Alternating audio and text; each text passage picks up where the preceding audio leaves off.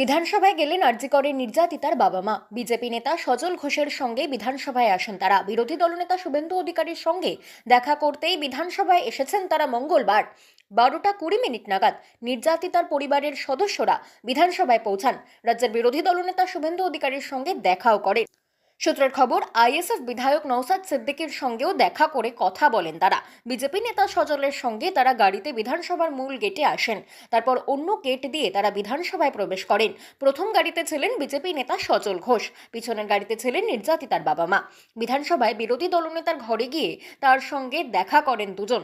শুভেন্দু ছাড়া সেখানে বিজেপির অন্যান্য বিধায়কেরাও উপস্থিত ছিলেন। নির্যাতিতার মা এদিন বলেন, আমার পাশে সবাই দাঁড়াচ্ছে, আগামী দিনে আপনাদেরও আমার পাশে চাই। আমার মেয়েটি কি এমন অপরাধ করলো যে তাকে এমন নির্মমভাবে মারা হলো? এ কথা বলতে বলতেই কান্নায় ভেঙে পড়ে নির্যাতিতার মা। তার কথায়, আজও জানতে পারলাম না সেই রাতে আমার মেয়ের সঙ্গে কি ঘটেছিল। কান্নায় ভেঙে পড়ে নির্যাতিতার বাবাও। তার চোখের জল মুছিয়ে দিতে যান বিরোধী দলনেতা। নির্যাতিতার বাবার কথা শুনে কেঁদে ফেলেন বিজেপি বিধায়ক চন্দনা বাউরিও। 8 তারিখ আমার সুস্থ মেয়েটা হসপিটালে রোগীদের সেবা করতেই এসেছিল। তার একটা ডিউটি ছিল। ডিউটিরত অবস্থায় রাত্রি 11:15তেও সে আমার সঙ্গে কথা হয়েছিল এবং সে আমাকে বললো, মা কোনো চিন্তা নেই, তোমরা খেয়ে দিয়ে ঘুমিয়ে পড়ো।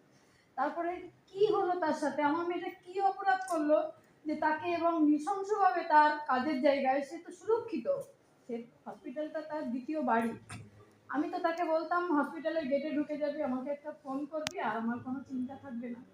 সেখানে তার সুরক্ষিত জায়গায় তার কি হলো? এরকম নৃশংসভাবে তাকে খুন করা হলো। হসপিটালে তাহলে কি তৈরি হচ্ছে আজকে? ডাক্তাররা কেন তাকে এভাবে নির্মমভাবে, সেখানে কি ডাক্তার তৈরি হচ্ছে? আর আমাদের দেশে মহিলারা কি কাজের জায়গায় সুরক্ষিত? এটা আমি আজও জানতে পারলাম না যে আমার মেয়ের সাথে সেই রাতে কি ঘটেছিল।